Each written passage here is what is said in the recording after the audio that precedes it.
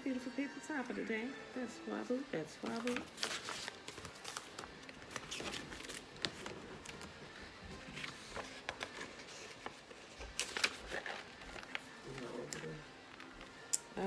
Yes. Lately today, but you had to go on access lesson. Your name didn't go up there, so you can't go out there to that job. Yeah. I'm live. That's horrible. That's horrible. The what? Yeah, that's the only job we got going on today.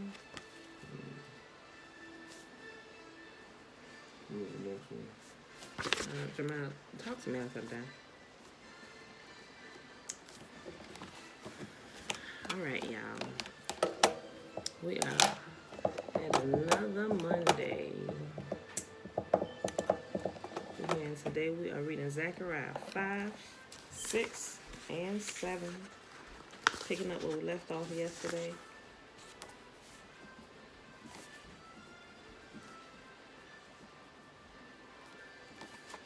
Alright, y'all. Sorry. I'm going to get to Zechariah chapter 5. Go ahead and get started.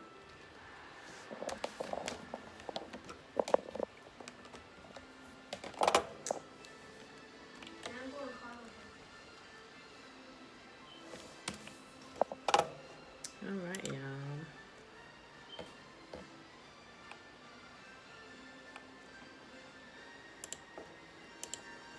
Alright, Zechariah 5. A flying scroll. I looked up again and saw a scroll flying through the air. What do you see? The angel asked. I said, flying scroll, I replied. It appears to be about 30 feet long and 15 feet wide. Then he said to me, this scroll contains the curse that is going out over the entire land. One side of the scroll says that those who steal will be banished from the land. The other side says that those who swear falsely will be banished from the land. And this is what Yahuwah says. I am sending this curse into the house of every thief and into the house of everyone who swears falsely by my name. And my curse will remain in that house and completely destroy it, even its timbers and stones. Might want to make you think twice before you start lying and stealing. The curse comes on you and your entire household. He said it right there. We just read it. A woman in a basket. Then the angel who was talking with me came forward and said, look up and see what's coming. What is it? I asked. He replied, it's a basket for measuring grain, and it is filled with sins of everyone throughout the land. Then the heavy lead cover was lifted off the basket, and there was a woman sitting inside of it. The angel said, the woman's name is Wickedness, and he pushed her back into the basket and closed the heavy lid again. Then I looked up and saw two women flying toward us, gliding on the wind. They had wings like a stork, and they picked up the basket and flew into the sky. Where are they taking the basket? I asked the angel. He replied, to the land of Babylonia, where they will build a temple for the basket. And when the temple is ready, they will set the basket there on its pedestal. Wow. They built a whole temple in praise to sin. It's, you get what I'm saying. People worshiping their sins, and then their sins, and it's like sins are idols of many, many people. Multiple sins, right? All right, Zechariah chapter 6, 4 chariots. Then I looked up again and saw 4 chariots coming from between 2 bronze mountains. The first chariot was pulled by red horses, the second by black horses, the third by white horses, and the fourth by powerful, dappled gray horses. And what are these, my Lord? I asked the angel who was talking with me. The angel replied, these are the 4 spirits of heaven who stand before Yahuwah, the God of all the earth. They are going out to do his work. The chariot with black horses is going north. The chariot with white horses is going west. And the chariot with dappled gray horses is going south.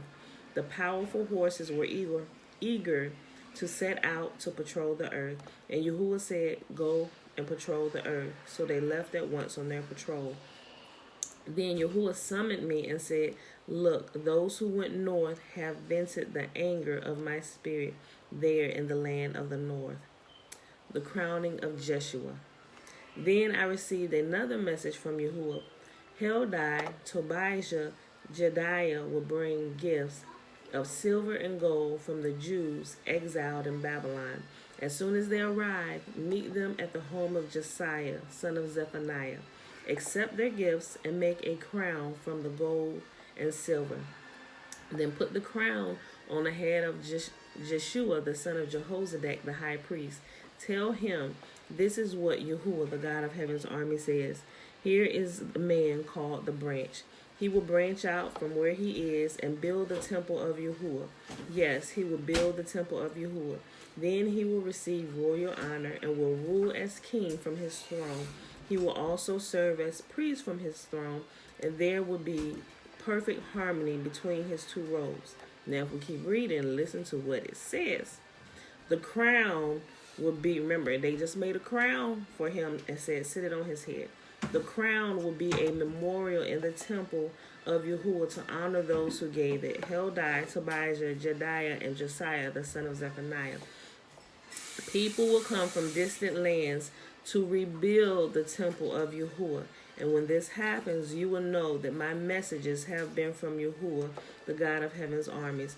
All this will happen if you carefully obey what Yahuwah, your God, says. So he told him about the crowning of Jeshua. Then in 14 and 15, he explained what that was. All right.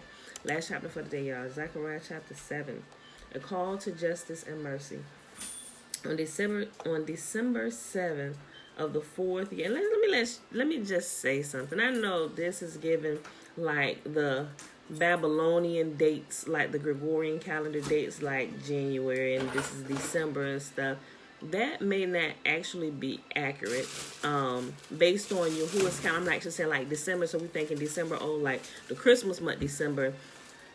I don't necessarily think that it was like December, right? And, based on how I understand that times have changed and some of the months, Yahuwah's months straddle the Gregorian month. So I just want to put that out there. So just in case you didn't know. So there's something to check into. Last chapter for the day. I just started one because we didn't get past verse 1. On December 7th of the 4th year of King Darius' reign, another message came to Zechariah from Yahuwah. The people of Bethel had sent Sharezer and Remelech, along with their attendants, to seek Yahuwah's favor. They were to ask this question of the prophets and the priests at the temple of Yahuwah, the God of heaven's armies. Should we continue to mourn and fast each summer on the anniversary of the temple's destruction, as we have done for so many years? Yahuwah, the God of heaven's armies, sent me this message in reply. Say to all your people and your priests, during these 70 years of exile, when you fasted and mourned in the summer and early autumn, was it really for me that you were fasting? And even now in your holy festivals, aren't you eating and drinking just as you please yourselves? Isn't this the same message Yahuwah proclaimed through the prophets in years past when Jerusalem and the towns of Judah were bustling with people and the Negev and the foothills of Judah were well populated? Then this message came to Zechariah from Yahuwah. This is what Yahuwah, the God of heaven's army, says. Remember, he's given the same message. Listen. This is what Yahuwah, the God of heaven's army, says. Judge fairly and show mercy and kindness to one another. Do not oppress widows, orphans, foreigners, and the poor, and do not scheme against each other. Your ancestors refused to listen to this message. They stubbornly turned away and put their fingers in their ears to keep from hearing. They made their hearts as hard as stone, so they could not hear the instruction or the messages that Yahuwah, the God of heaven's armies, had sent them by his Spirit through the earlier prophets. That is why Yahuwah, the God of heaven's armies, was so angry with them. Since they refused to listen when I called to them, I would not listen when they called to me, says Yahuwah, the God of heaven's armies. As with a whirlwind, I scattered them among the distant nations where they lived as strangers. Their land became so desolate that no one even traveled through it. They turned their pleasant land into a desert. And that, my beautiful friends, beautiful people, is our reading for today. Zechariah 5, 6, and 7. And I want you to keep paying attention to the constant message that Yah is telling his people that that our people constantly still ignore. He said, this is all I want.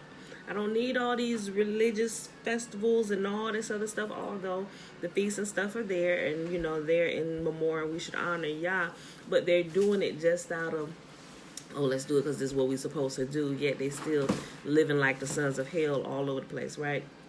So he said if you're going to do that, don't even do the, don't bring me any kind of gifts, don't do any of this. He said, I simply want you to do what's right. Be decent human beings.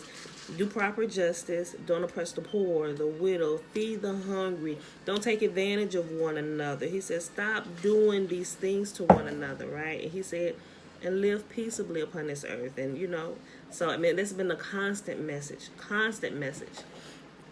So, like, every time we come across it, I just want to bring it out and reiterate it if you're not paying attention to it, which I know you guys are, but just in case somebody sees it that's not and doesn't really realize it and just reading for, the sake of reading, I like to bring it out.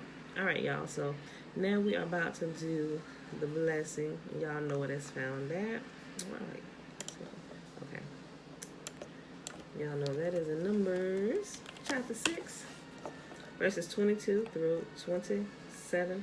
And Yahuwah spake unto Moses, saying, Speak unto Aaron and unto his sons, saying, On this wise ye shall bless the children of Israel, saying unto them, May Yahuwah bless us and keep us. May Yahuwah make his face to shine upon us and be gracious unto us. May Yahuwah lift up his countenance upon us and give us his peace. And they shall put my name, whose name? Yah's name. And they shall put my name upon the children of Israel, and I will bless them. Who will bless us? Yah will bless us. All right, beautiful people. Love you. See you bright and early in the morning, 7:15 Eastern Standard Time. Bruce.